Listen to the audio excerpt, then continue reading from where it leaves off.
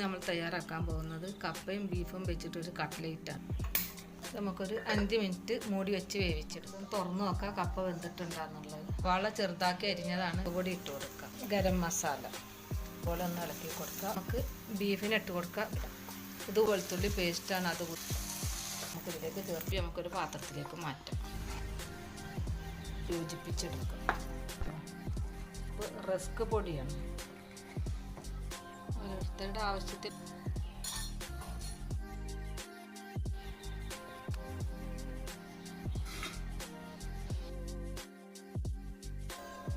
വെളിച്ചെണ്ണ ഒഴിച്ച് കൊടുക്കുക. ഓരോന്നായിട്ടിട്ട് വറുത്തെടുക്കുക.